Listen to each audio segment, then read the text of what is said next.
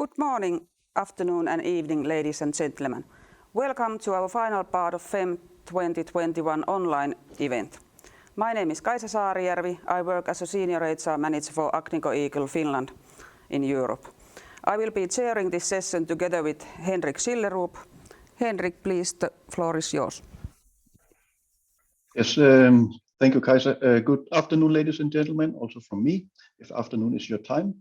Welcome to the final day of the conference. So, my name is Henrik Schillerup. I'm Director for Resources and Environment at the Geological Survey of Norway. I will help Kaisa guide you through this day. Thank you.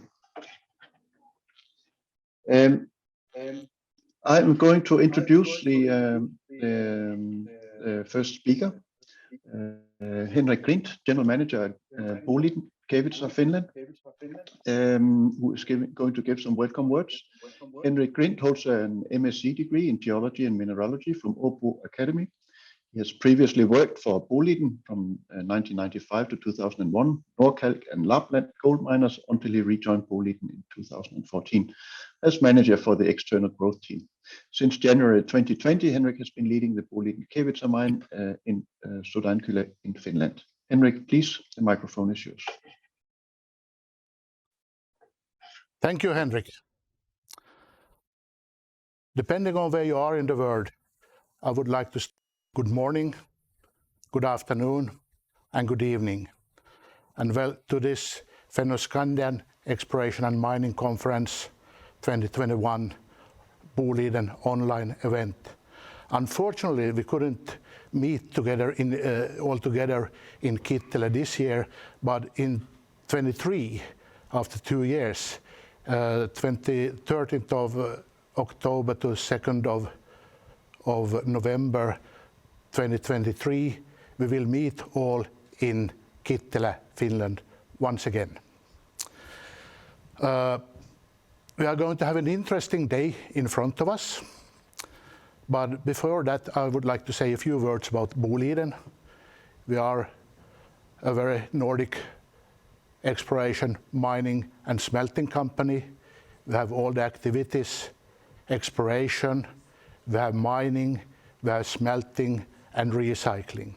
We are basically, most of our operations are in Sweden, Finland, Norway and Ireland.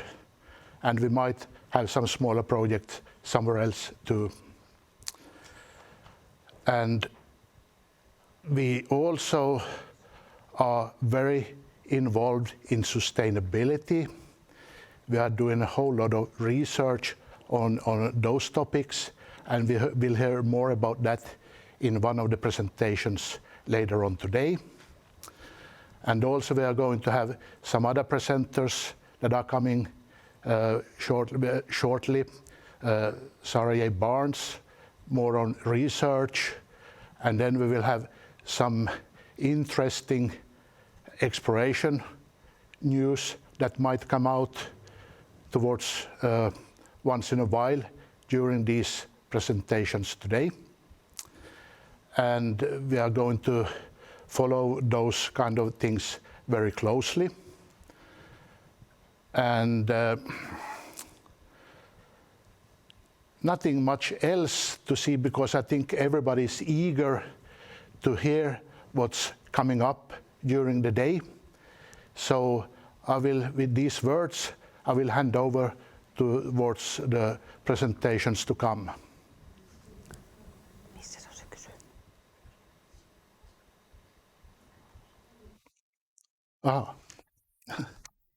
Thank you, Henrik.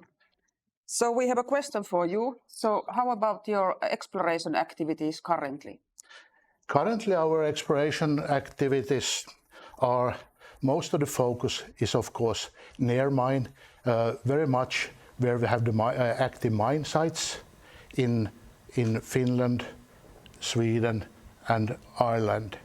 We also have regional exploration activities in mentioned countries. We are also recently started to have exploration activities in northern Norway, and we also have some new projects or ideas coming up in the new world. But as I said, both near mine and field exploration is concentrated for time being mostly to Sweden, Finland and Ireland. Thank you. I don't think we have further questions for Henrik, so thanks a lot for your time. Thank you, and good luck and welcome to this FEM conference. Thank you. So I will now introduce to you our keynote speaker, Sarah Jane Barnes, and she will speak about formation of magmatic nickel ore deposits and implications for exploration. Sarah Jane Barnes is a professor emerita from Université de Québec Chicoutimi, UQAC. Her main research interests are in ore deposits associated with mafic and ultramafic rocks. To better study this, she has established a geochemical laboratory devoted ore deposits research lab Mater at UQAC. Bachelor of Science University in Witwatersrand University, Master of Science degree in University of Cape Town, PhD in University of Toronto, postdoctoral fellow Geological Survey Norway, and research associate in UQAC and professor UQAC between 19 and 2020. She has trained 45 postgraduate students and postdoctoral fellows. She is fellow of the Royal Society of Canada 2020, Duncan Merry Medal, GAC 2020, Jean Descarreau Prize 2016, and CEH Distinguished Lecturer 2014, and Mineralogical Association Canada Past President's Medal and Cross Medal in GAC 94. Screen is yours.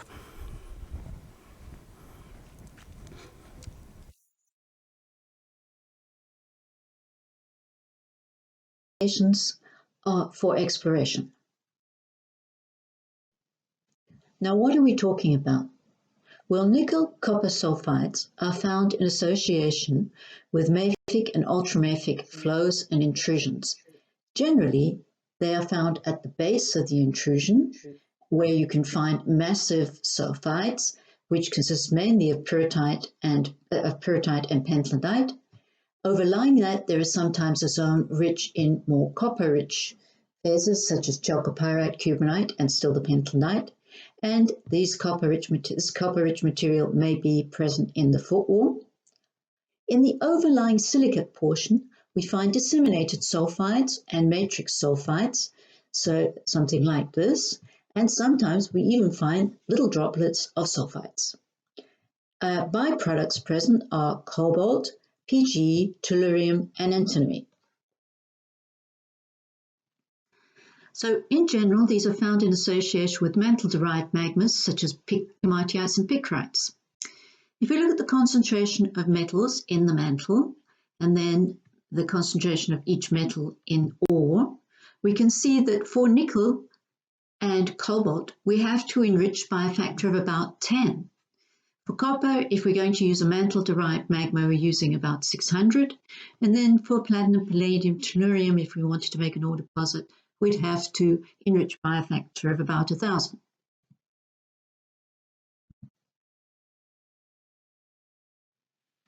So how am I going to tackle this problem?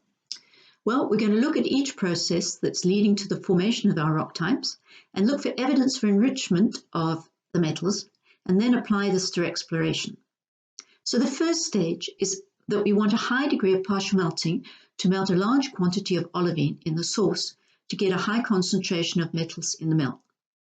And the reason we want to have melt all the olivine is it's the principal host of nickel in the mantle. So if we look at the degree of partial melting versus metal concentrations over here, you can see that nickel steadily goes up the more we melt the mantle.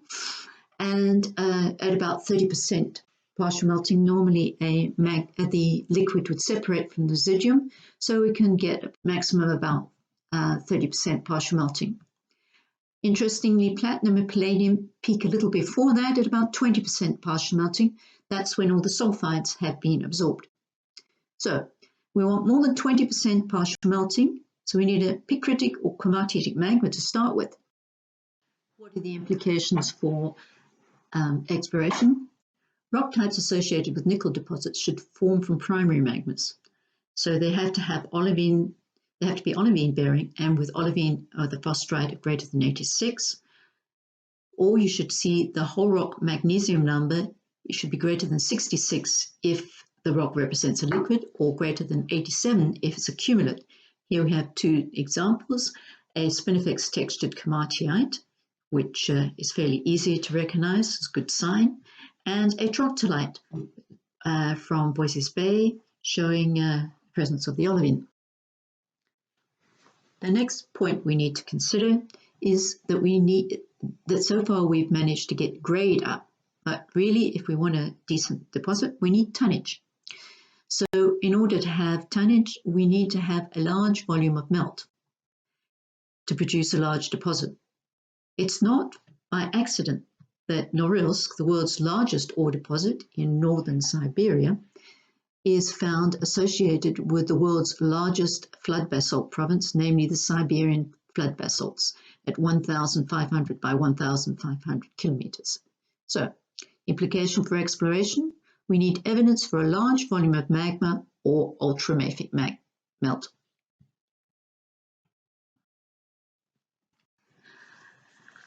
The next step is we need to saturate the magma with a collector phase, sulfides, before very much silicate has crystallized, because if olivine starts to crystallize, it will sequester the nickel and cobalt, and then we won't have enough nickel and cobalt to make our deposit. How can we bring about sulfide saturation in our magma? Well, as always, we need to change the intensive variables: pressure, temperature, and composition of the system. Now, we could raise pressure, but that's not very useful because we're placing the magma into the crust, and at that point, pressure is decreasing. We can lower the temperature, but we don't want to do that because olivine will crystallize, and that will lower the nickel content of our magma.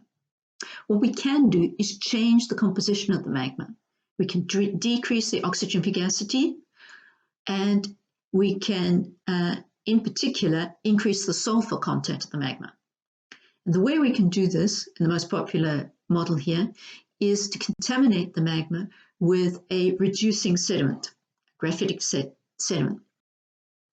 You can see a nice example of this around the Duluth complex. So here we see the black shale from around the edges of the complex with layers of pyrite and pyrrhotite within the black shale. When we are looking at the xenoliths inside the complex, you see that the sulfide layers start to break up, and when the xenolith starts to melt, we'll see that we have a residual piece of xenolith here, and then around it we have a mixed zone of partial melt from the xenolith and some mafic magma and sulfides. What's the implication of this for exploration? We need sulfur-rich sediments in the system. In situ contaminated sulfides are not rich in metals. Why is this? Well, if we look at the concentration of an element in a sulfide, it's equal to the concentration of the element in the silicate liquid multiplied by its partition coefficient, and then multiplied by a factor involving the ratio of silicate liquid to sulfide liquid. Now, the sediments are not all that rich in metals, so the sulfides that are formed from our sediments won't be very rich in metals. And the other problem for the sedimentary sulfides is the ratio of silicate to sulfide liquid is too low. Here we can see, if we look at the concentration of the element in the sulfide divided by the concentration of the element in the silicate liquid, otherwise the enrichment factor, in the xenolith, the sulfides are enriched by a factor of about 100 for almost all the elements. In the rocks around, in the sulfides around our xenoliths, in the margins of the xenoliths, we can see for elements with high partition coefficients, such as copper and to a lesser extent nickel, we can have enrichment of up to 1,000 times. It's only when we are well away from the xenolith we start to see fairly high degrees of enrichment, up to 6,000 times for palladium and platinum. So, what is the implication for exploration? The richer sulfides are generally not in situ, and you need to perhaps look a little bit further away. So how can we enrich the sulfides?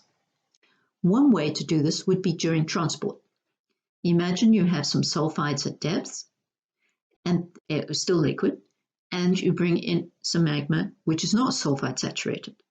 That magma could pick up droplets of the sulfides. These are finite element analyses of how you do this.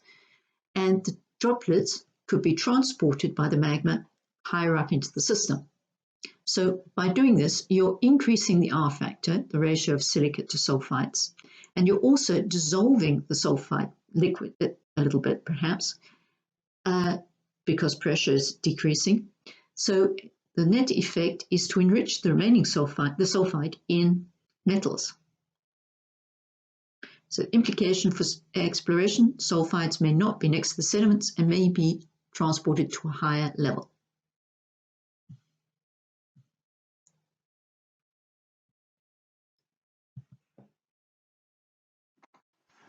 So once we've got a nice rich sulfide droplet, we have to collect these sulfide droplets up in order to make a massive sulfide that we can mine. So this is the deposition stage. In order to do this, we need to have some sort of trap. What can happen is when the magma slows, then it can no longer carry the sulfide droplet. And so places where the magma flow slows are places where one will collect the sulfides. So here's an example from Voisey's Bay, Eastern Deeps Chamber. We've got a feeder dike here transporting our sulfides. And then when the magma slowed as it got into the chamber where there's more space, the sulfides have dropped out at the throat here. Another example from the Talanak intrusion in the Norilsk area. Here you see the sulfides shown as black at the base of the intrusions. And always they're found in the places where the intrusions widen out and where the magma would have slowed. So what does this mean for implications for exploration? Sulfides collect where magma flow slows, such as widening of channels. You should examine the topography of your intrusion and see where there are good places for the widening to have occurred.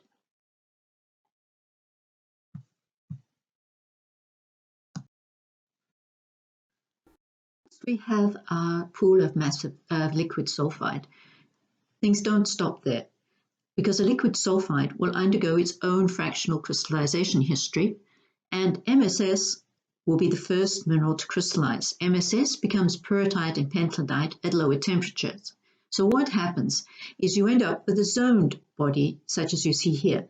At the margins, you have a copper poor sulfide, and then all the elements aside from nickel, cobalt, and osmium, iridium, ruthenium, and rhodium, which tend to partition into the MSS. All the other chalcophile elements end up going into the liquid, which is a copper-rich sulfide liquid, which does not solidify until about 800 degrees.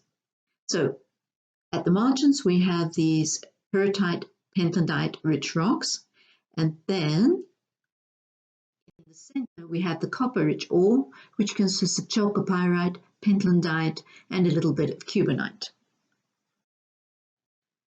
We also see at the top of the intrusion, in this case, some breccia, which is with sulfides, and some vein sulfides, partly injected into the country rock and partly into the intrusion itself. So the implication for exploration is that copper-rich ore is mobile. We need to look around every intrusion. There's always a possibility this is a copper-rich ore around. The last stage we want to talk about here is deformation. Not all deposits are deformed, so it's not necessary for the formation, but it is present in many cases, many greenstones belts. So what we need to consider here is we have, say, a silicate body with a few disseminated sulfides. In the margins, we have a massive sulfide. And then because of the competency contrast between the massive sulfide and the silicate section here, you have a zone of where the stress collects, and we can get displacement along either side here between the silicate rocks and the sulfides. And the massive sulfides can be displaced for hundreds of meters away from the body from which they originally formed. So the implication for exploration, once again, is these can be displaced for hundreds of meters. So you need to check around in the country rocks. Sometimes you'll find the massive sulfides a little bit further away. I will leave you with a summary slide. Thank you for your attention.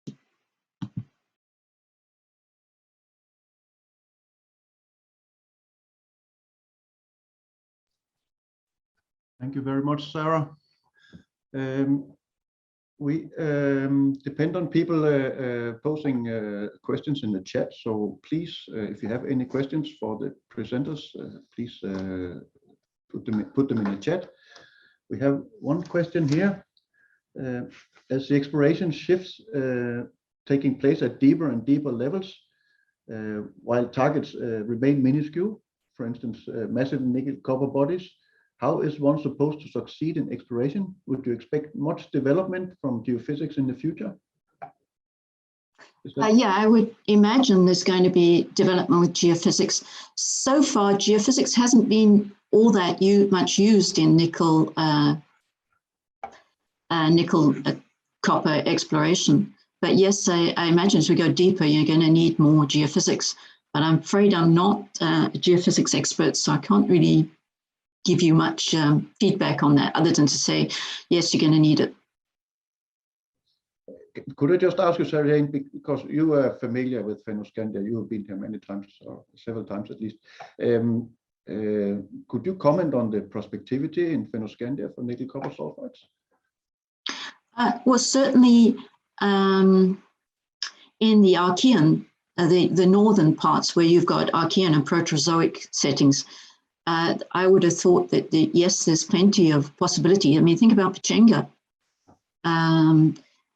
In those areas, the main problem in Scandinavia is mostly the ore deposits are a little bit too small because of the deformation and breaking up of something that's quite a bit bigger. If you think in Finland, the Pennicat intrusion, that could be a very nice PGE deposit, except that it's broken up into little bits. But that given the amount of cover, glacial cover, it's certainly worth a look for everything because you've got all the ingredients. The problem is the deformation that came afterwards, but give it a try, especially with the rising price of things like nickel and cobalt. And of course, you want to be independent too. There is one sort of related question. What controls the higher degrees of partial melting to form the nickel copper ore systems? What controls? Well, in the mantle, you need a high degree of partial melting, and mainly we seem to see it in plume related. So we have things, a large amount of heat coming off of the core mantle boundary. So it's when the amount of heat builds up in a particular area that comes off of the core mantle boundary, and that heat melts going up into going towards the surface. So it's hard to say where exactly it's going to build up, but it's going to build up in point sources so that you end up with something like Hawaii eventually as a product. Is it possible to tell from whole rock analysis if of ultramafic rocks if they are worth a closer look? Do you have fingerprinting, footprinting? Oh yeah, you definitely want to have a high magnesium number. You want as I said in the talk, you want the copper to palladium ratio to be close to mantle. You want the chrome, or all the indications of high degrees of partial melting, so low incompatible elements and high compatible elements concentrations. Okay, I think we'll end it here. Thanks a lot, Sarah Jane, for a very Welcome. Yep. Sorry. Interesting presentation. We are moving on to Kevitsa, and Rupe Partamias, development engineer, project manager at Boliden Kevitsa in Finland. Rupe holds an MSc degree in European mining course, industrial engineering and management from Aalto University. He has gathered experience from construction and building company YIT, Agnico Eagle Mines Limited, and Autotech. He joined Boliden in 2020 and is currently appointed as project manager for Boliden Kevitsa's haulage trolley line project. Please, Rupe, I think you have a short introduction before a video or a recorded.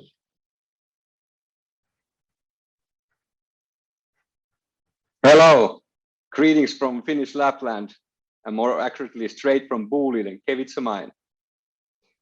To announce shortly, we have successfully launched the test phase of the overall project by finishing construction work of 500-meter trolley line pilot, also started the testing and validation of trolley modified trucks. Instead of presentation, we would like to let the following video to tell you more about Boliden Kevitsa mine and also the impacts of the trolley. I hope you enjoy it.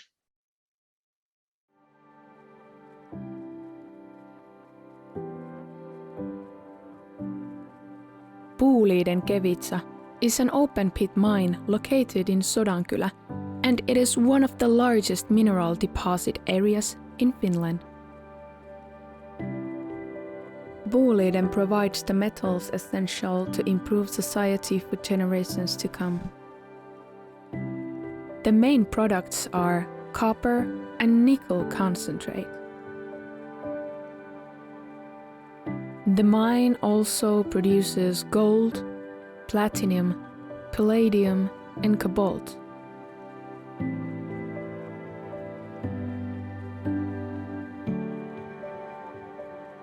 Boliden is a front-runner in sustainable mining and metal production.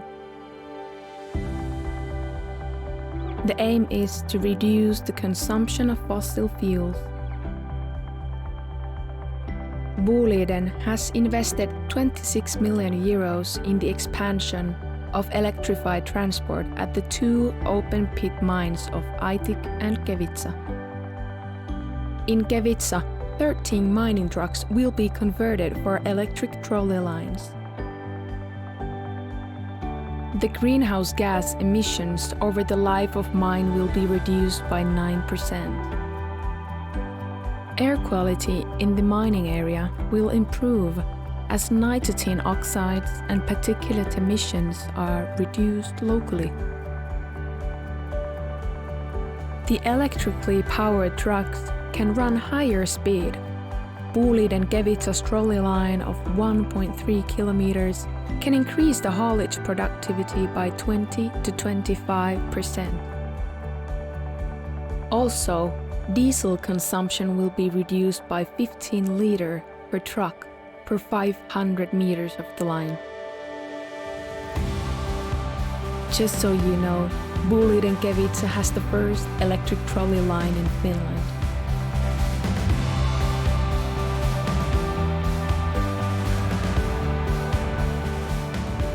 Boliden's vision is to be the most climate-friendly and respected metal supplier in the world.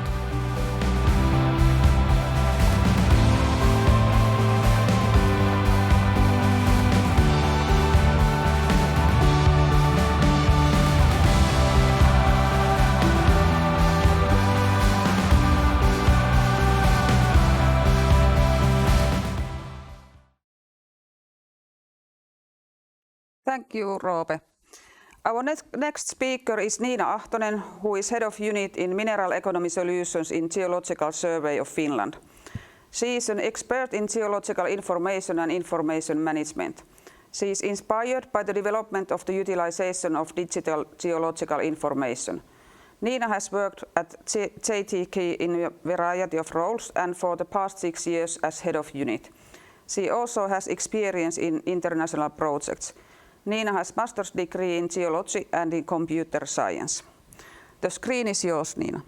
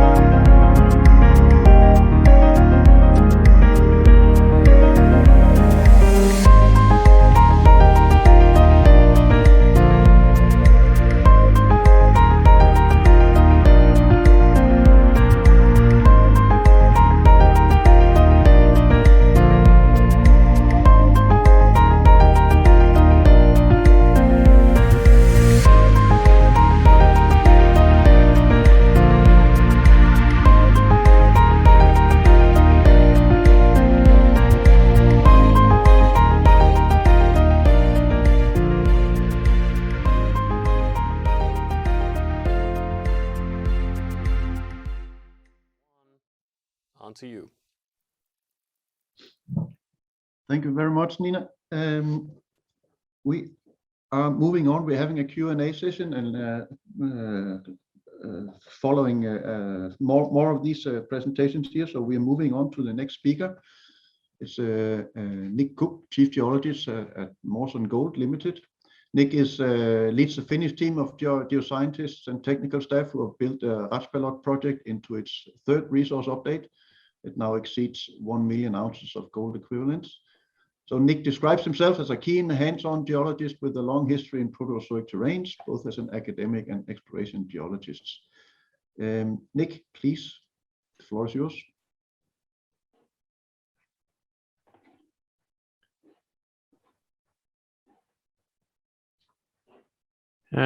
Good evening, everybody from Australia, from Brisbane, Australia. Thank you very much. And I managed to get my 2019 FEM background up. So 3 minutes to run through Ratspalot, the gold cobalt system in the Peräpohja belt in Finland. Just first the disclaimer. Secondly, I'm going to talk for a few seconds about rocks. And first up is that the gold is particularly continuous. Even though these rocks are amphibolite facies, there is essentially a green schist facies overprint that relates to both the gold and in part to the cobalt. So great continuity of grade in terms of gold. And also there is significant cobalt in these systems, in particular the minerals cobaltite, cobalt pentlandite, and also we have a reasonable amount of lineite in the system.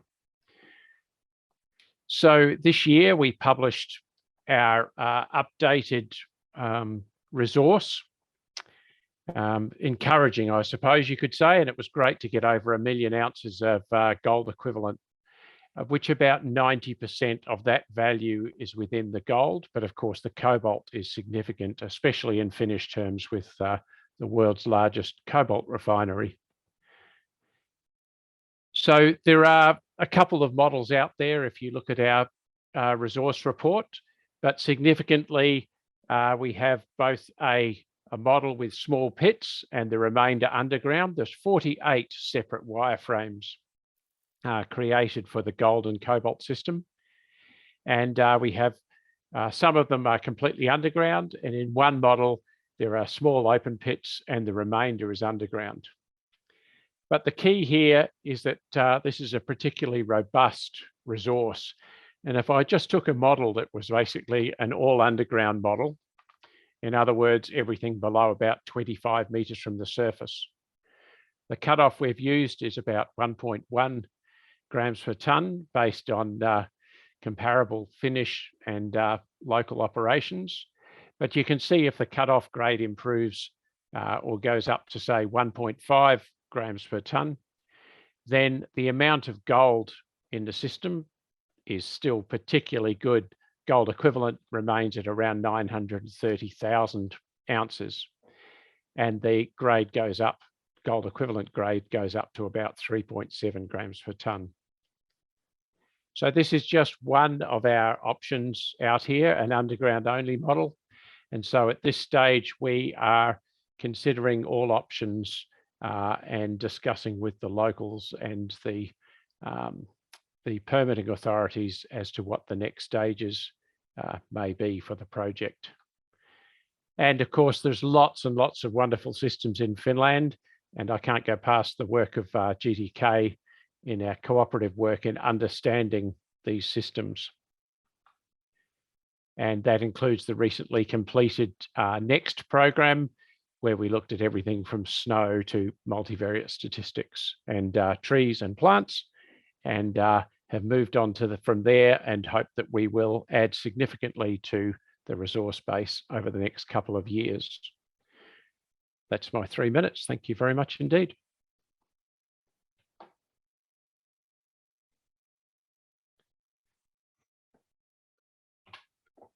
Thank you, Nick. So we have a couple of questions now. First one goes for Roope. About electrification of open pit must be a challenge. What are the next steps of the trolley project? You had last trolley project and electrification of mine production. Yes.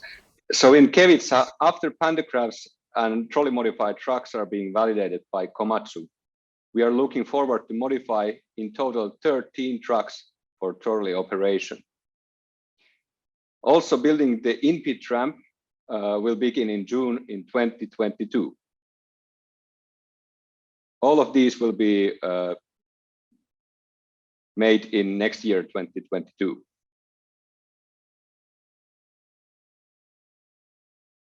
Thank you, Roope.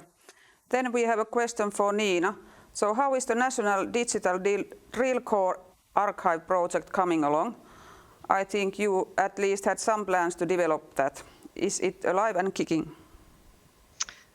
Yes, thank you for the question. Yes, it's live and kicking, and we had first hyperspectral imaging campaign this autumn, and we will continue next year. So we have a lot of results at the moment, and we will share them when we have developed online services based on them. Thanks. And then continuing, JTK interface services are great, but in last couple of years no data layers have been published. Are there plans to develop the interface services? Yes, we are developing our online services continuously, and we are developing new data products and data layers, and we will include them also to the interface services. Thank you, Nina. Then a question for Nick. So 80% of mineralized host position at Rajapalot remains without drilling. How would you spread the work in coming seasons between currently known mineralized targets, which remain open, and the untouched 80%? I would say that we would like to grow the current resource by, I suppose, plus 300,000 ounces this season, but I suspect it will be about 50% each way on adding to known resources and testing. There would be plus 30 targets outside the current area, so we have a lot of testing to go ahead on other targets, especially after we know a lot more from the recent season's drilling. So we're utilising that and doing more geophysics before the snow gets too thick, and then we'll be on the ground with drill rigs again this season. Thank you, Nick. And then there was the last question for you. What are the plans for this winter, 2022 and onwards? Well, we'd love to drill 20 kilometres. We would really love it to turn into a local operation supported and by locals and employing locals. But as you know, that's probably a 7 or 8 year process, and we've got to make sure that it has the right economic parameters. But drilling and hopefully adding new resource areas and adding to the existing resources this year are key for this winter. But drill rigs are pretty rare too, so if anybody sees one out there, let us know. We do have them booked up for the season. Thank you, and we don't have any further questions for you, so thank you, Roope, Nick and Niina. Thank you. And then we move on to Nussir copper project, ready for construction, presented by Øystein Rusfield, who is CEO at Nussir ASA in Norway. Øystein Rusfield is mining engineer with 33 years of experience from Norwegian and international mining companies. Former employers include Rana Gruber AS, Sydvaranger AS, Husstads Marmor AS, Titania AS and Eramet Norge AS. The screen is yours.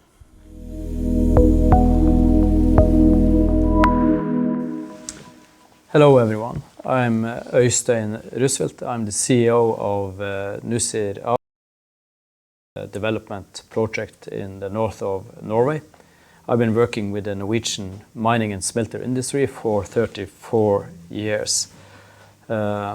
We are currently establishing a new copper mining activity at the Nussir and Ulveryggen deposits in Hammerfest municipality in the north of Norway. We were established back in 2005 and we are currently a private company. The company is situated in the Kvalsund area. Kvalsund area is a Sea Sami area. The Kvalsund municipality back in time voted in favor of the project with a massive majority and is looking forward to having new job opportunities in the area. The resource at Nussir ASA is currently at 80 million tons of copper ore at 1.2% copper, including some silver and gold. The deposit is still open-ended. It's not been possible to limit its extent. It's extremely clean ore with very low levels of unwanted metals, and it makes an extremely clean product. The recovery of copper minerals from this ore is among the highest in the world, producing also a copper concentrate with a grade being in the top of in the world. Currently the market is in a desperate need of new production of copper. Nussir is well positioned to take part of this fulfilling this need, and we are also seeing now a very intense transition from fossil fuels to renewables. The copper price is currently at an all-time high, which is an indication of the future needs, and the copper metal is part of the needs we have for saving the climate for the future. The copper project in Kvalsund will have an extremely low footprint. Energy needs is among the lowest in the class in the business, and it's going to be the first mine that will be completely CO2 free in its production. So Nussir is part of a solution where we are transforming our society from a fossil climate crisis situation to a sustainable, renewable future. Thank you. Next one is Hayley A. Henning, CCO from Greenland Ruby, and she will talk about an introduction to Aappaluttoq. Hayley Henning serves as Chief Commercial Officer of Greenland Ruby, a ruby and pink sapphire mining operation at Aappaluttoq in southwest Greenland. Greenland Ruby was awarded a mining and exploration license by the Greenlandic government in 2016 and is one of the first mines to commence modern operations in Greenland. and is the first corundum mine in the Arctic.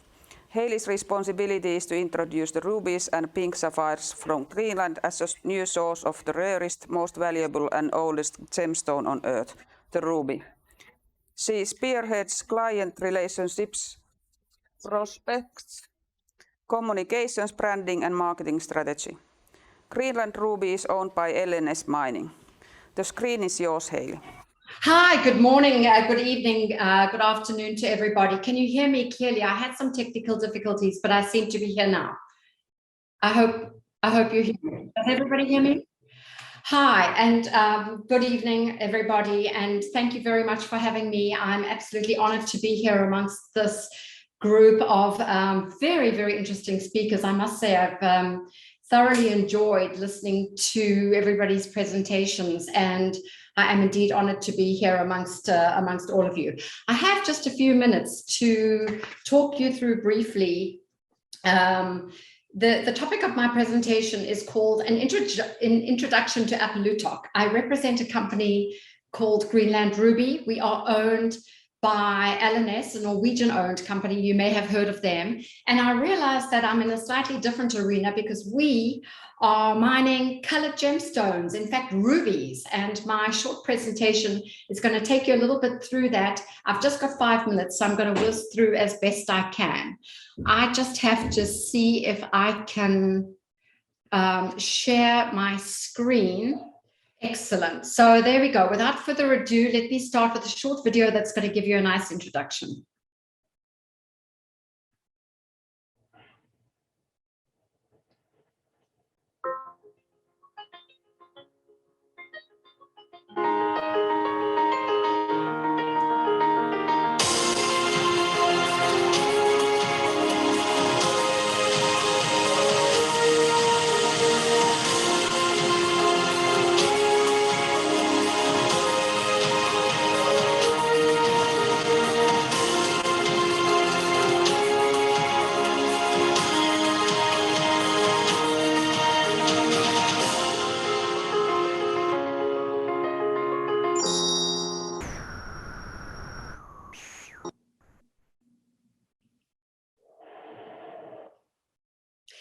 For anybody out there who may not know what a ruby is, I will start from the very beginning. This is a very rare and valuable gemstone. It's one of the colored stones that has the longest and most valuable legacy of all the colored stones, and is known to be the most highly prized of them all, and for centuries has been valued by human beings who have adorned themselves in these gorgeous treasures.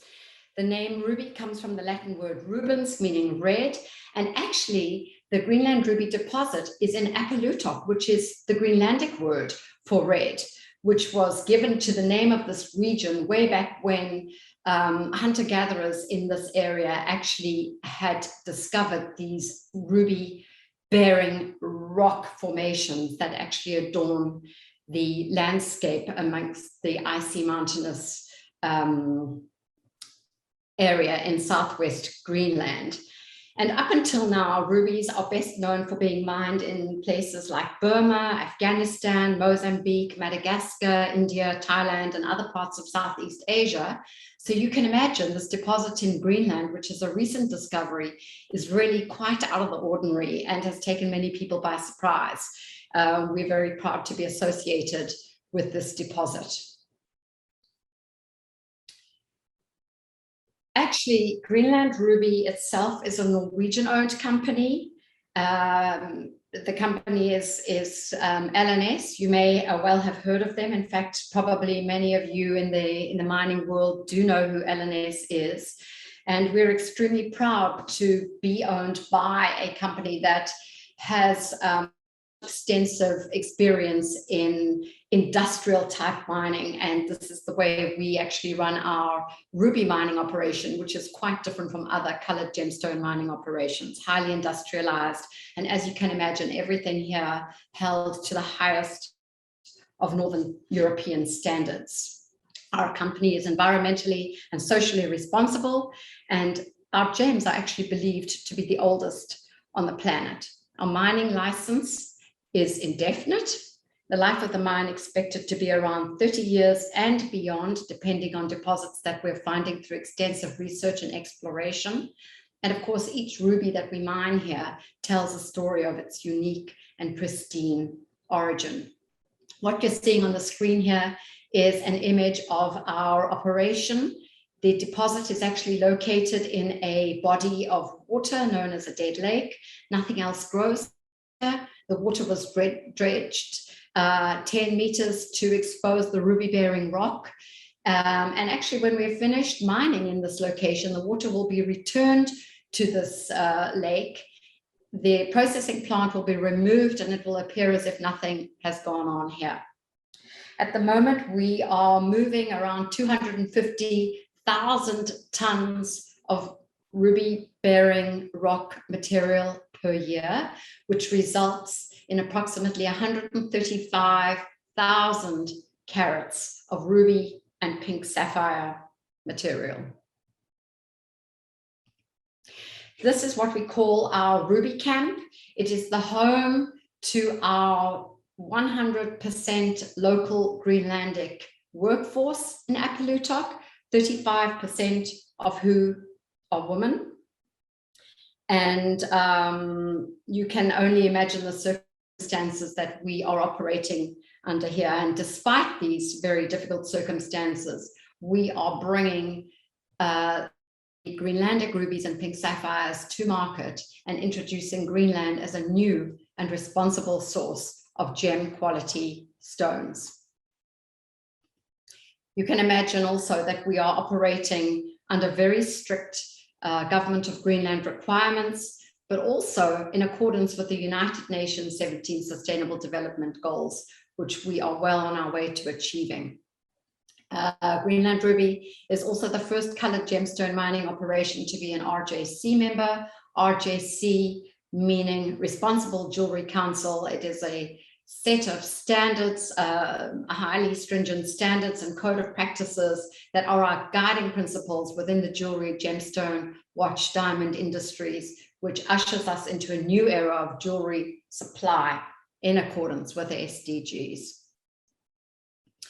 And each gem, which is also very, very unusual in our industry, is tracked and traced from the mine site through cutting, polishing, processing into the hands of the manufacturer or the dealer, and then into the hands of the consumer. You can imagine that something like this is a huge undertaking, and we prove this, this method with a certificate of origin or a card of authenticity that comes with each and every one of our gemstones. Sorry, Haley, I think you need to think about rounding up. I'm rounding up. I'm just telling you a little bit about our Pink Polar Bear Foundation, which is our CSR arm. Every gem that we sell contributes towards the Pink Polar Bear Foundation. And I think that if that is the end of my time, although I could go on for a long, long time, please take a look at our social medias, our website for more information. Thank you very, very much for having me in this arena. It's an honor to be here with you. Thank you.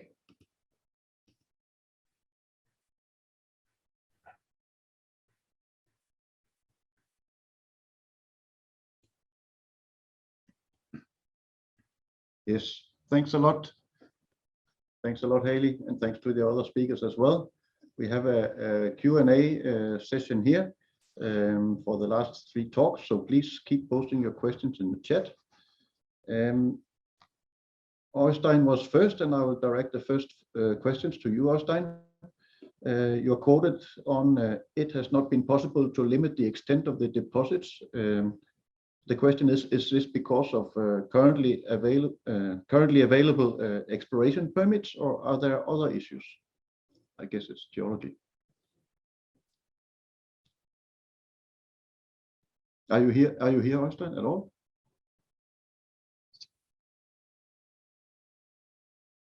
Okay. We only have Haley.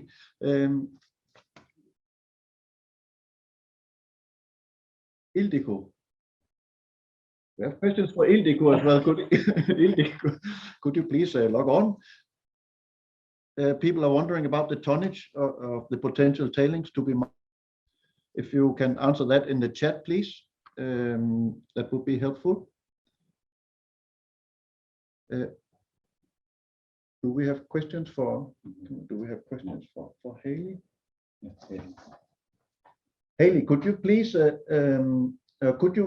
let's see.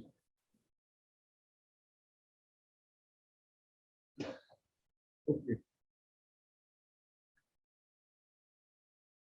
Yeah, please, if they are still in the audience, please comment on the questions lying in the chat. There is actually a number of questions to all three of the presentations. So let's move on to the next presentation. This is by Hanna Juntila, Chair of the Board, Women in Mining Finland Association, where Hanna Juntila is one of the founding members. Hanna is a geologist by trade, and she has been working as a researcher at the University of Oulu in the Department of Geology and in the Oulu Mining School. Currently, she's working as a customer service manager in Eurofin's mineral testing. So please, Hanna, the floor is yours. So why do we need women's association in the mining industry? Women in Mining Finland, quickly, we were founded in June 2018, and we belong to the international network of women in mining organizations. The amount of women working in the mining industry has remained rather stable for the last decade in Finland. In these statistics we see here, there is a statistical bias, as this data is only from metallic mines, and often, for example, subcontractors like cleaning services or food services are not in these statistics because they belong to different classes of industry. And the pies here show the amount of women working in mines in Finland, in Sweden, and in Australia. And as we can see, in Australia and in Sweden, the total amount of women working in the industry was about 18, whereas in Finland it's only 14%, and it has, as I said, it's remained rather stable for the last 10 years. So why do we need women's association in mining industry? It's quite common that women have to prove their competence more than men with same age and with same competence. But the structural discrimination concerns all equality. It's not only about gender, it's also about age and, for example, the ethnic background. Working clothes and protective equipment are designed for men, and women have shapes. So if you have too big clothes, they are a security risk. And there are often made some assumptions based on the physical properties of people. And how does someone look like? It doesn't tell anything about your strength or weakness. And nowadays there are instruments to help people in their heavy physical works. And work should be organized so that people don't break themselves when working. There are studies about diversity in the working environments. So the more diverse the work community is, the more productive it is. But how can we get the amount of women working in mining industry to increase?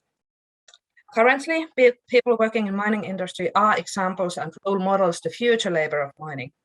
So the attitude at schools should be changed. It's not 2020's thinking that boys play with cars and go to be engineers and girls play with dolls and end up being nurses. What really interests the kid should be the driving force to select the topic to study, not the societal pressure to do something, because it's been always done like this. And so it's not about clothing, it's not about physical properties, it's more about changing the attitude on what's suitable for girls. And the change, it starts from us as parents.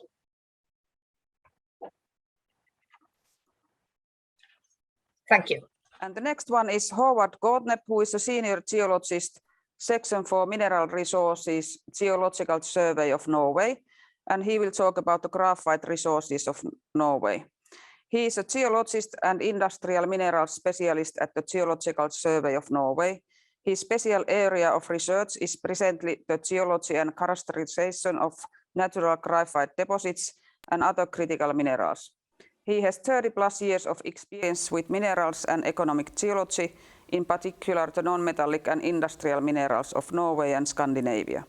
He holds a Master of Science degree from University of Bergen. The floor is yours.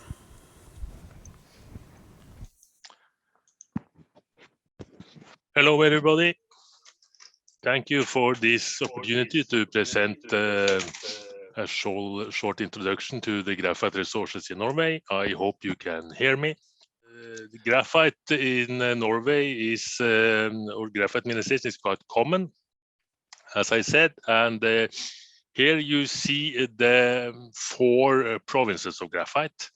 In the 2 northernmost of them, we have identified a large number of different graphite mineralization. Skaland graphite, as we heard about on the first day of the conference, is located here on the island of Senja, and in the islands of Vesterålen, there are also a number of different graphite occurrences investigated. So here you see airborne geophysical maps where almost every locality or area with red color is graphite. Graphite schist and graphite mineralization is essentially a very difficult, very rare rock to see, because it's always the most weathered and overburdened rocks in most areas, but Norway offers some of the, I would say, world's excellent exposures of those rocks along coastal exposures and small road cuts.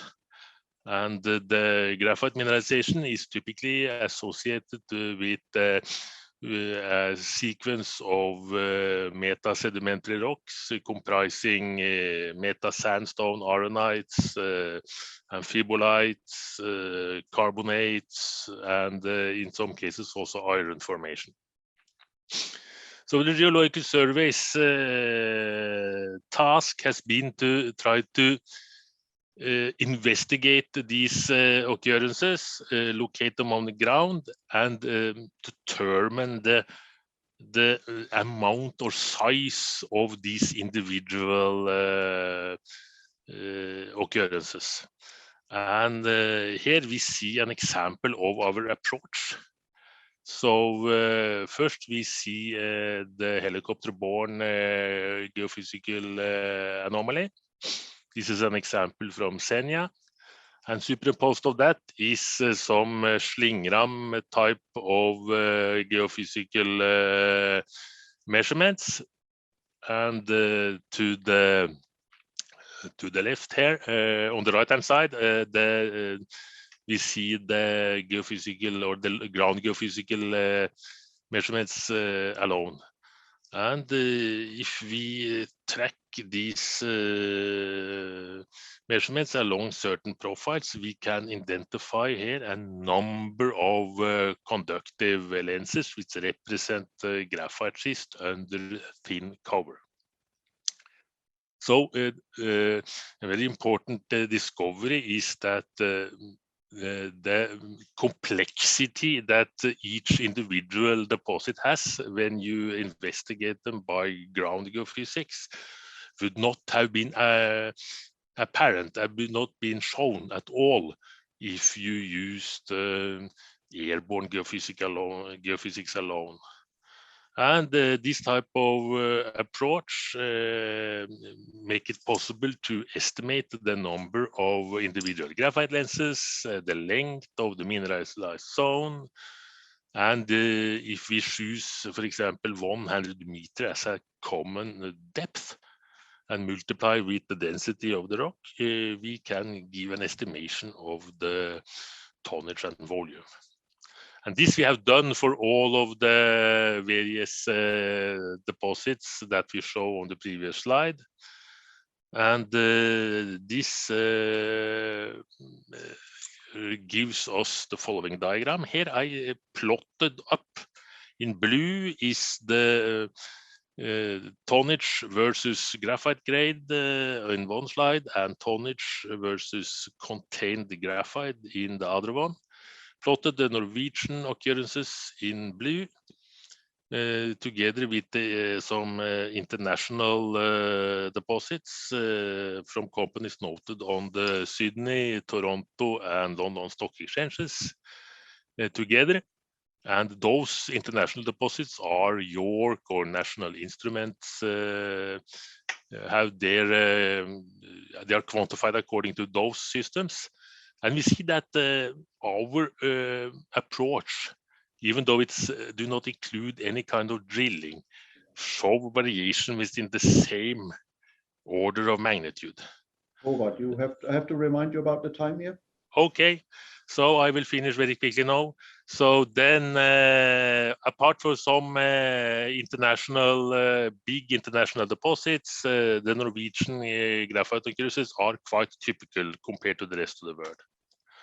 So this, I end with this. For additional information, contact me, and you will get more detailed technical reports or other information. Thank you for your attention. Yes, thank you very much, Howard. And please do not leave the speaker link. Any of the speakers in the session here before the Q&A, please stay online. We are moving on to the next talk by Hannu Hautala, CEO at Keliber in Finland. So Hannu is an experienced leader in metals, mining, electronics, manufacturing services, and logistics. Currently Chief Executive Officer at Keliber and board member at Luxmet. Before Keliber, he was a Chief Executive Officer at Nordkalk, and before that in various senior management positions, for instance, as Executive Vice President at Outokumpu. So please, Hannu, the floor is yours.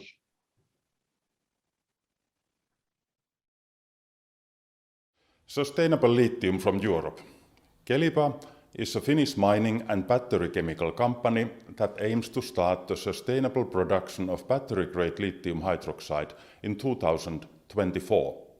Our product is needed in rechargeable batteries, which enable electrification of transportation, storage of renewable energy, and speeding up digitalization, all of which help to mitigate global warming. We plan to be the first company in Europe with integrated production from own ore to lithium. We operate in central Ostrobothnia, where some of the most significant lithium deposits in Europe are located. Keliber has proved and probable ore reserves for 15.5 years with significant upside potential. The construction phase of the project is scheduled to start in 2022. The lithium mines will be located in the municipalities of Kaustinen, Kokkola, and Kruunupyy, where a concentrator is also being built in a former peat production area.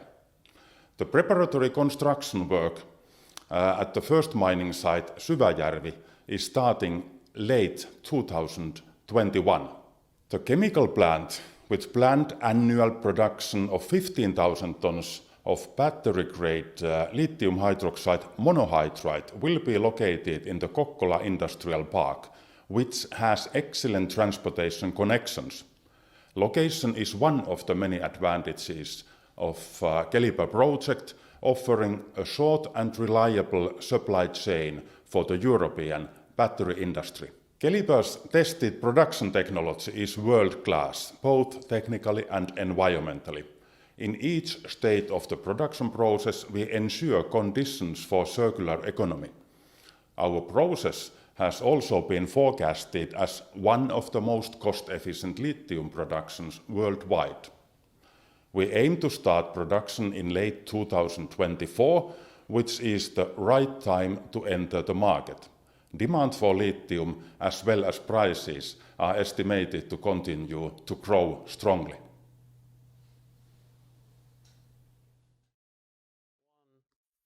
Thank you, Hannu.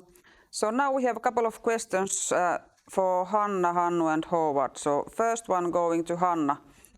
So are you planning to initiate any actions to increase the interest of young women towards the industry?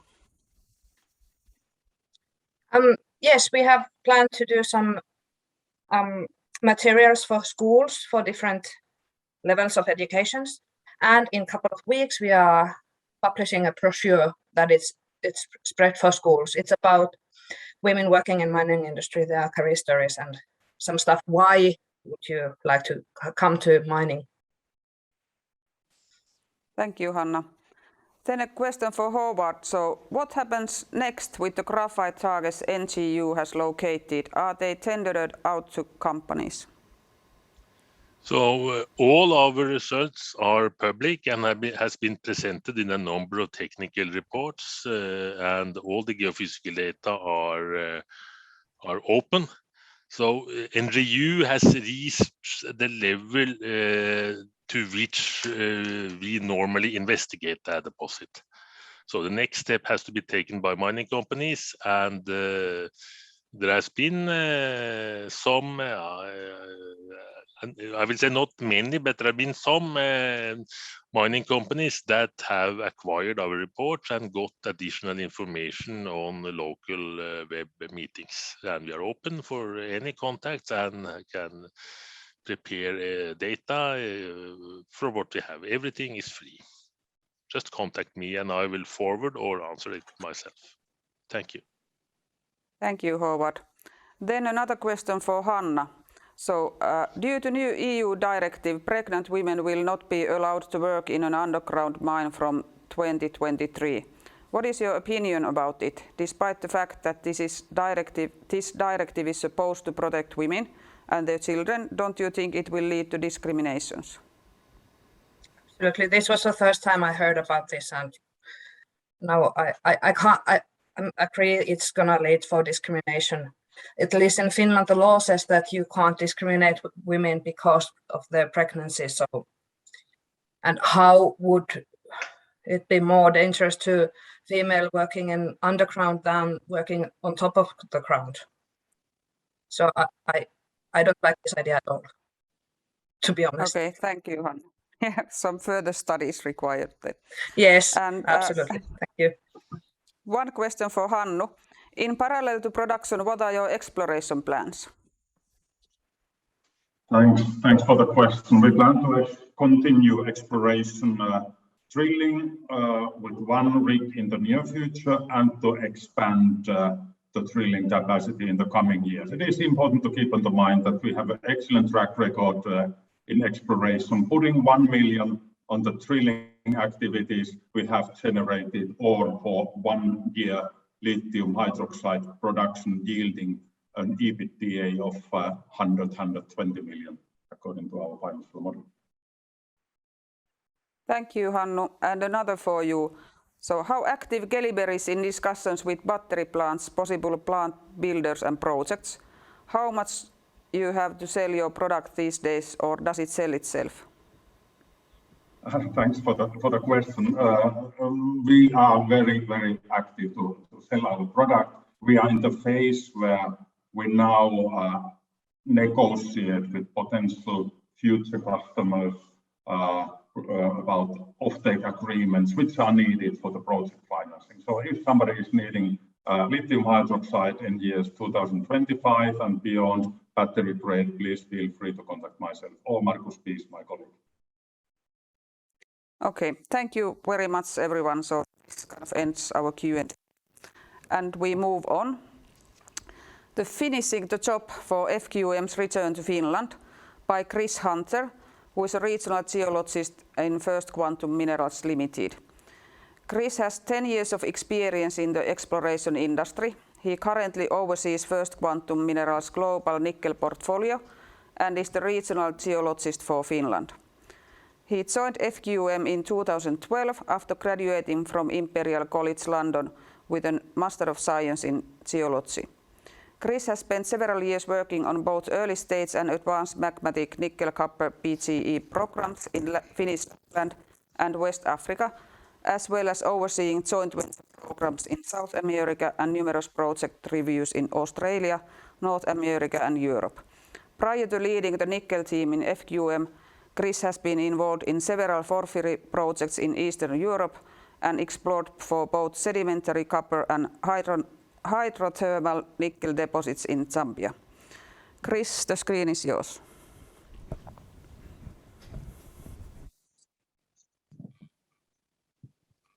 Hello everyone, hopefully you can hear me okay and see the screen. In the short time we've got together, we've got together, I just wanted to touch on this question, which is that FEM is back in Finland. And that's because we've had this question posed to us many times over the past 2 years, and we thought this would be a good opportunity to address it. So in short, FEM launched a global review of grassroots nickel copper PG opportunities in the middle of 2019. And at that time, we changed our targeting strategy to look at extensions to endowed belts that we felt were underexplored, with a particular focus that we were targeting polymetallic, so-called copper PG rich systems, particularly of Paleoproterozoic age. And we also wanted to work in data-rich environments, which typically allow lower cost of entry to grassroots nickel programs. Nickel programs can be extremely expensive from a AOI to camp scale in reduction. So that we felt this was important for us. And also we actually wanted to stake an opportunity in our own name, not through another company earning in. So open ground was very important to us.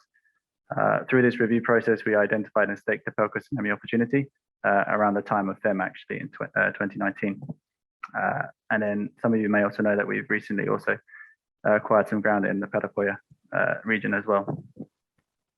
So just as a very quick snapshot, we have 5 valid exploration licenses in Pelko-Saniemi and 8 exploration license applications. Petapoya is not shown on the map here, but our reservation recently expired in November, beginning of November, and we've just submitted 5 exploration license applications there as well. And in the past 2 years, we've been pretty busy collecting a large amount of geophysical data, as well as undertaking some major mapping programs, sampling programs. So if we just kind of look at this as very quickly as a graphical timeline, in 2019, we effectively started reinterpreting the geology of the Pelko-Saniemi belt and undertaking some validation of our conceptual targets. And some promising results led to us staking some tenure. And then later in the year, we also undertook some basic field work in Petapoya and opened up our Rovaniemi office. This year, we've sort of continued sort of a 2-pronged attack, I guess, in Pelko-Saniemi, where we've continued to work up our reservation license area, undertaking some large FEM and magnetic surveys, but also look to improve our target definition in our main sort of prospects in Reposoka and Mukkavaara. We continued mapping and received our first tranche of exploration licenses in the summer, and then submitted several more in the autumn. And currently we just have a base tool rig program ongoing and some gravity surveys in the region. In Petapoya, we started off this year by reinterpreting our geology based on the 2020 field program, which has allowed us to generate some more confined AOIs, which we spent 3 months following up mapping, and then recently submitted the exploration license applications to Tugas in the last week or so. And similarly, during this year, we've significantly bulked up our operations with the creation of a website and hiring of several new geologists and support staff, and actually looking to continue to increase our headcount in the coming months. And our plan for 2022, if drill rigs do become available, will be to actually drill test our Reposoka target cluster, and also hopefully advance the Petapoya projects to target definition stage. So I hope you found this very sort of quick snapshot helpful. I appreciate that we'll take some questions in a few minutes time. But if you are interested in finding out more about our Finnish projects, then please visit our website, Met Finland Explore. Okay, thank you very much. Thank you very much, Chris. Please do not leave your speaker link until we have finished the Q&A. I would like to welcome the next presenter. It is Pasi Heino, project manager at Sakatti, Finnish Minerals Group. Pasi has 15 years of experience in geology and management related positions, working with precious metals, base metals, and industrial minerals. Strong base in large scale open pit mining, as well as background as a researcher. He is a competent person according to Australian IMM.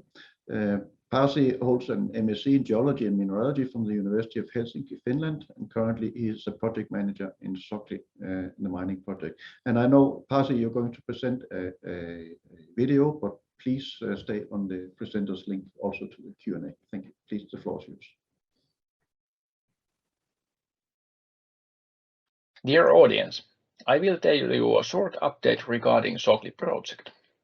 Sakatti is a world-class multi-metal mining project in northeast Finland, close Russian border. The site is located approximately 90 kilometers from the Savukoski municipality center and 275 kilometers from Rovaniemi airport. The site has currently no infrastructure to support the mining activities. Project has a long, over 50 years history. 4 companies has developed Sakatti before us. Their main emphasis has been in lateritic phosphate deposits during the times niobium and iron has also been under the studies. Loitso in west and Merkuli in east. The previous studies has mainly focused on producing phosphate and iron concentrates from surficial lateritic part of Sakatti deposit. There are remarkable potential in hard rock resources within the Sakatti carbonatite massif in several kilometers wide and deep area.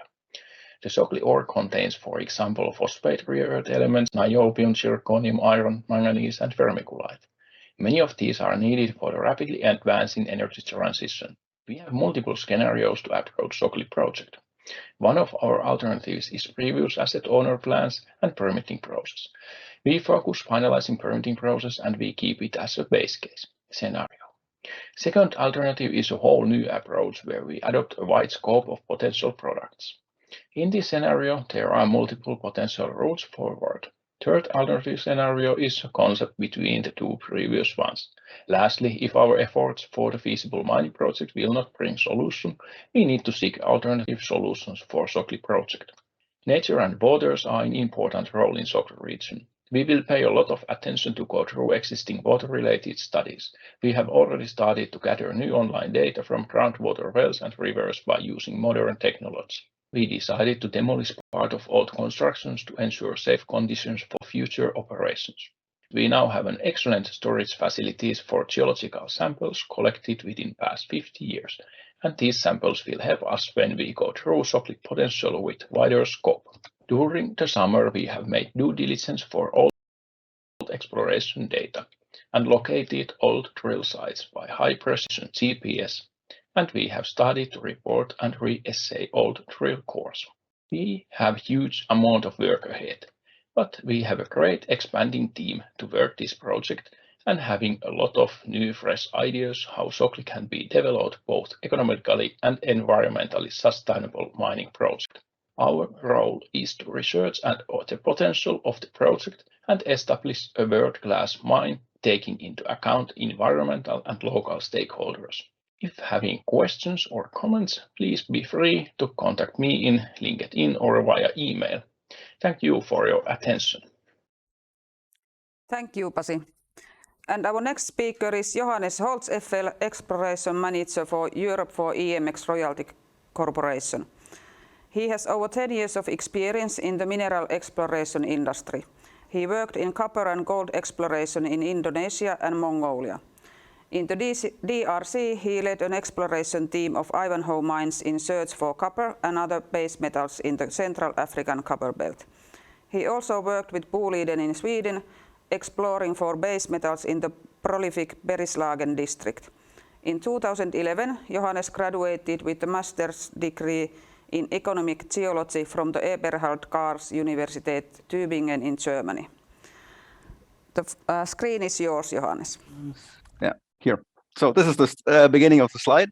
The topic, I thought I'll present a bit our unique business model in a way. We're a junior company, so our budgets are sometimes a bit smaller than what companies like First Quantum or Boliden or Agnico Eagle could afford. But surprisingly, we manage a portfolio probably just as big as many of those companies I just mentioned. And the way we do that is we are part of the project generators in the exploration business. And I think here in Fennoscandian, we are one of very few, or maybe even the only one who are applying that. The reason why we're here is similar to First Quantum. The ground is very fertile. We think lots of free data and fantastic sort of legislative regime where we know what we're getting into, and it's quite safe to operate here. I want to focus a bit on our royalty generation business, or the core part of our exploration business, that part. And the way we work is we come up with hopefully good ideas and acquire them, and then we try and find partners who are able to advance those projects together with our support. And this sort of allows us to, we spend the more cheaper dollars at the beginning of exploration, where you need to cover maybe a little bit more ground, but not necessarily with the expensive methods like drilling or airborne geophysics. And then ideally we can attract partners who can help us advancing those projects. Then later further they get 100% equity and we get our royalty, hence the name, a royalty generator. And this sort of allows us to preserve our treasury even in economically more tougher times. At the moment, I think here for our business unit here in Northern Europe, we've got a multiplicator effect of around 1 to 10 or 1 to 20, meaning every dollar we are spending gets around 10 or 20 times as much funding through partners. So it's a quite effective way to explore, in my opinion. I highlight here our global partners, or the red line, then our partners here in Fennoscandian, and I think some of them at least have had the chance to talk even here in that panel, and others had the chance to talk in previous days. So these are not unknowns. Some of them have been there before us, but I think around 70% of our partners here in the Nordic region, we actually attracted to that area. So we are sort of a bit of a catalyst to the mining industry in Fennoscandian. Globally, you can see the dots. We are basically all over the place. Not many companies can afford a portfolio like that, but with that approach of working together with partners, that's a very feasible way to conduct business and successfully explore in the area. These are just a couple of highlights from this year, what we've been doing, or what our partners have been doing mainly. In the northern part, you see Bjurfurt. It's been advanced by our partner Norden. It's got a JV with Boliden. It's been drilling there since early this year. District is working on the Tomtebo project in Bergslagen. Gamsberg, again, a project with Norden, has been drilled, and many other places get advanced. And these are just the projects we generated from scratch, but we also are involved in other sort of projects like the Viscaria project and Palladium 1. We hold a royalty interest. So yeah, we are basically all over Fennoscandia, more than most other companies. If you have any kind of questions what we're doing, or as a student want to apply for a summer job with us, contact me. If you use your phone, behind that QR code, you should get my contact details. This way, hopefully I'm not getting all too much spam. So yeah, that's basically everything from my end so far. If you have questions, please come and ask. Thank you. Thank you very much, Johannes. We have a Q&A session of some minutes, so I would like to bring, I hope you can get Chris, Pasi, and Johannes on the floor, so to speak. We have, yeah, thank you. We have a couple of questions from the chat. First, Chris, do you see any clear analogs between Central African Copper Belt and Perupoya in the Central Lapland Greenstone Belt? So the short answer would be yes. There are some similarities. And just, yeah, maybe it's been a long time since I've been in Zambia, but I was actually last year looking at some old GTK holes at the Palsa Center, and it was quite remarkable. Some of the units we were pulling out, it looked like we were looking at some of the things on top of Sentinel or Kansanshi. So the discovery of evaporites in the Central Lapland Greenstone Belt and Perupoya is quite a recent phenomenon. But I think now people are starting to get their eye in. We're starting to be able to make some very nice comparisons between other basins globally. Thanks. There's a sort of a follow-up question here. What is First Quantum's biggest learning today following its return to Finland? You have a comment on that? I could try. Yeah, so I think the main thing is we sort of returned with maybe preconceptions based on our previous exploits in Finland over the 10-year period. and that helped frame our kind of conceptual targeting. But in each case, our first round of sampling and mapping showed that our target was slightly different to what we had previously envisaged. And whilst it's good to have a kind of a framework to go about exploring with, you have to be open to new ideas, and certainly boots on the ground continues to win in Finland. I believe that definitely that more discoveries will be made in the near surface environment with just continued mapping and walking. There's always boulders around that look interesting, so don't stop doing that. Okay, thanks. A couple of questions to Pasi. I'll just I'll take one of them now here. Carbonatite, or let's say whether carbonatite and its mineralogy must be very challenging. How are you going to map minerals and tackle geometallurgy in Sakatti? Definitely, it's a great question. We have started a geometallurgical program, or we have started to build a geometallurgical program, and also we are doing a lot of test work regarding different methods, what can be used in lateritic type of ores there, and also weathered crust and these hard rock possible resources. So there are different kind of ore types, and definitely very strong geometallurgical experiments are needed. Thanks. I'll just take, there's a question to Johannes here about EMX. EMX has been without doubt a success for some time with its business model. Do you feel an urge to expand your own team or go big? Or do you consider that you found the perfect balance with existing development projects and royalty producing projects? We're always looking for more opportunities, and I think that's the key strength of our business model. We try to find new opportunities where we are the first people on the ground, staking the ground, and have then control over it. But by that process, we also identify other opportunities where other people have been quicker, and that allows us to invest in those vehicles in some sort of capacity, either directly into the shares of the company, buying them on the market, or project-based investment. And yeah, I want EMX to grow further, and I think the Fennoscandian region would allow us to do that, but globally we do that too. So no, we're not done yet. No, thanks. Yeah, there's a follow-up question to that. It says here a great alternative approach. But the question is, how do you find and select your targets?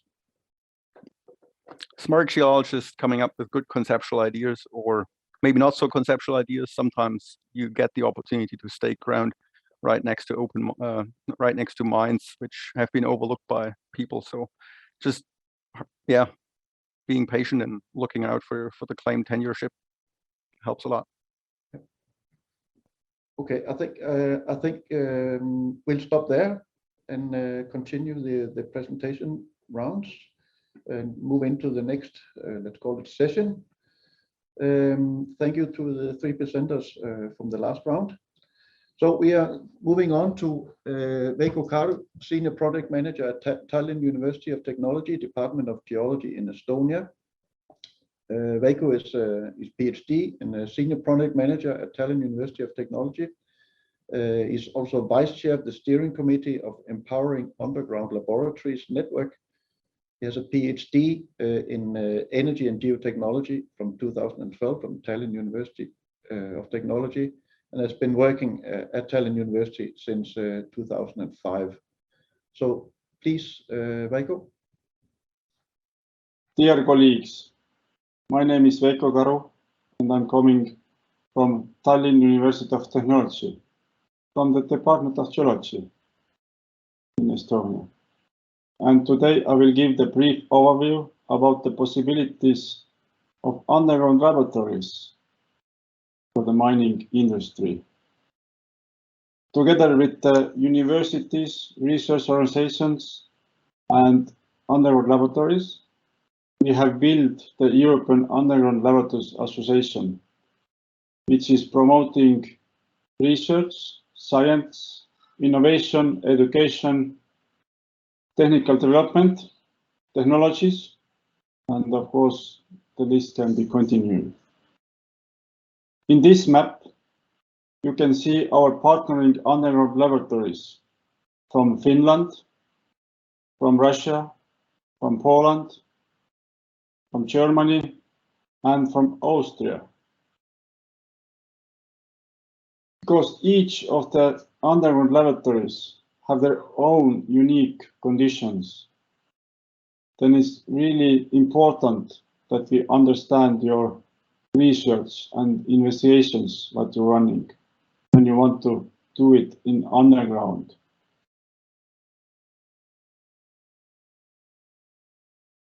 This is the list of possible experiments and research in underground. It can be experiments on particle and nuclear physics. It can be related to geoenergy, or even development of autonomous machinery and virtual or augmented reality applications.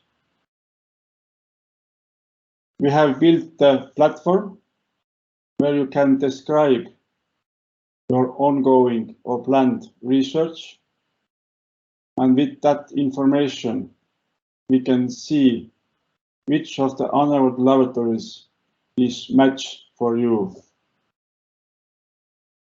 And you can see the descriptions of the underground laboratories in our website, undergroundlabs.network. Send your applications, and next time we will meet in underground. Thank you for your time. Thank you, Veiko.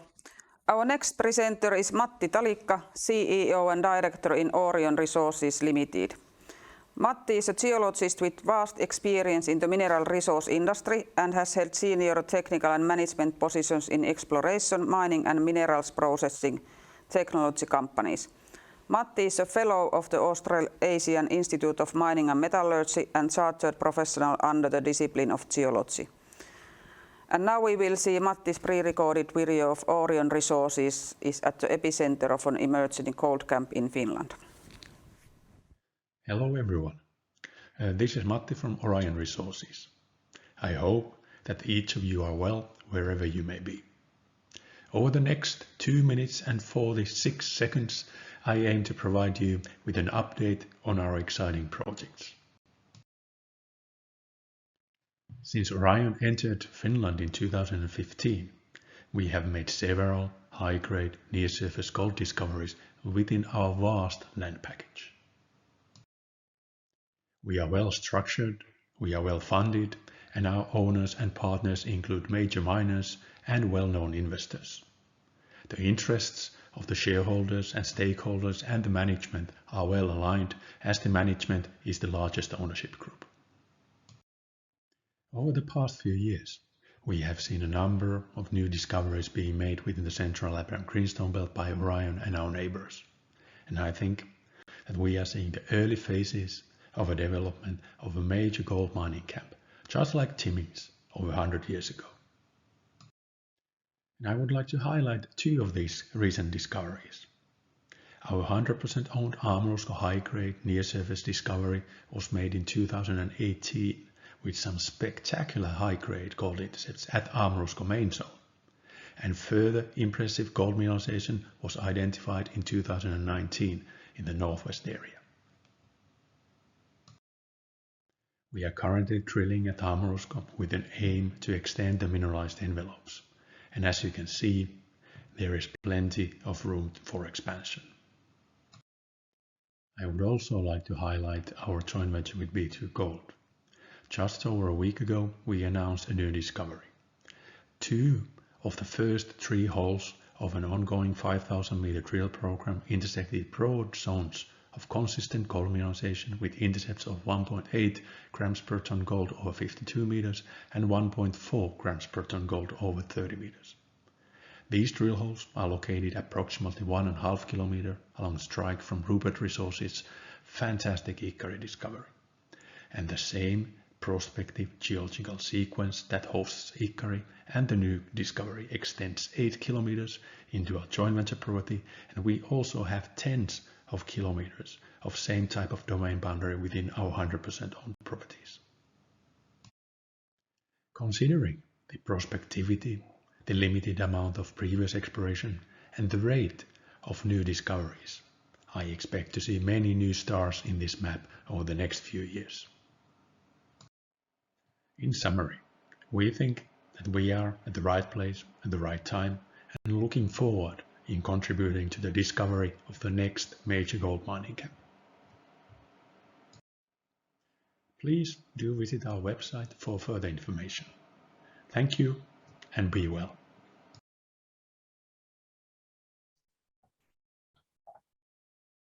Thank you very much for that presentation as well.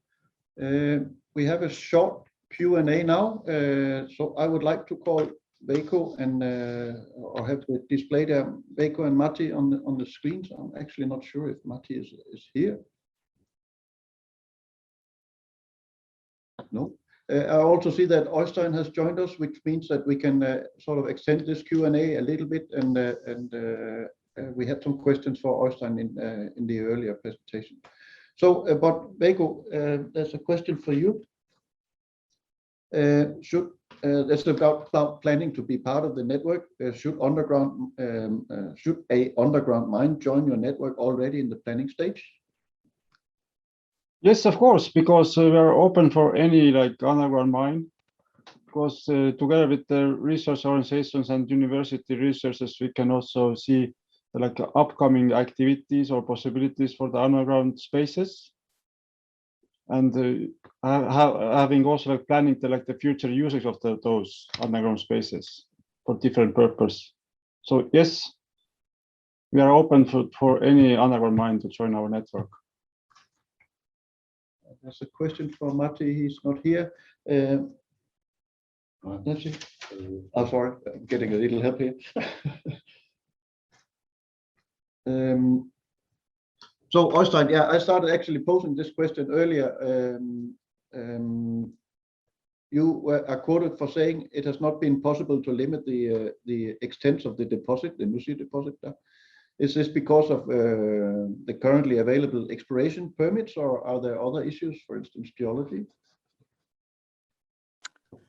It's a good question. It is clearly due to the vast extent of the ore body, currently 10 kilometer long strike and 1100 meters deep. So it's a practical and financial question. How far are you willing to drill? We could probably drill both 1, 2, and maybe 3 kilometers depth and find continuation, but it doesn't make sense for the need you have for a first mine plan to get through the feasibility stage and out into the capital markets. So it's a question where to stop and move to the next level to get started on the operations, rather than to try to limit a ore body which might be same kind and same size as the Kupferschiefer, which we know extends for hundreds of square kilometers. Thanks. There's one more question for you, or two at least, but they're kind of connected. It's how close are you to official opening? And it's kind of connected to another question posed to you. How do you think the opposition you're facing from reindeer herders and the environmental organizations affect that date? Yeah, we think that the opposition we are seeing from reindeer herders and from the NGOs, or not all of the NGOs, but some of them, is pretty much similar to what I think most mining companies sees all over the world.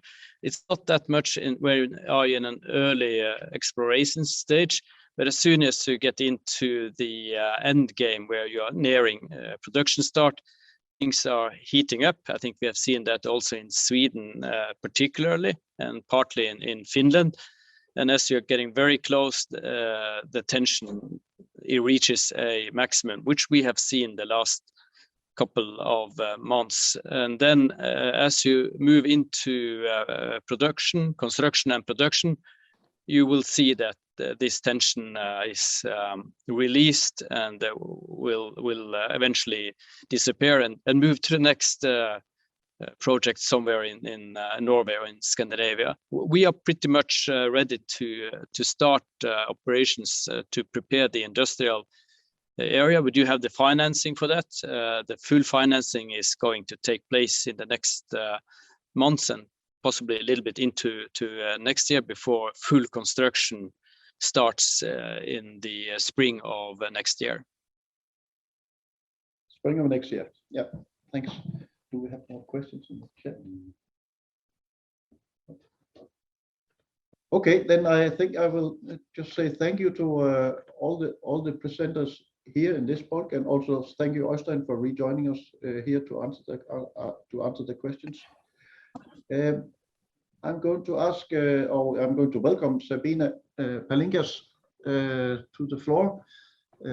Sabine is Associate Professor at the Arctic University of Norway. She received a PhD in 2009 from the University of Zagreb in Croatia. She then moved to Auckland, New Zealand. And from 2015, she has been affiliated with UIT. In 2019, she also joined the KG Jepsen Center for Deep Sea Research at the University of Bergen, where she has an adjunct position in audiology. Please, Sabine, the floor is yours. Yep. Thank you for your kind introduction, Henrik.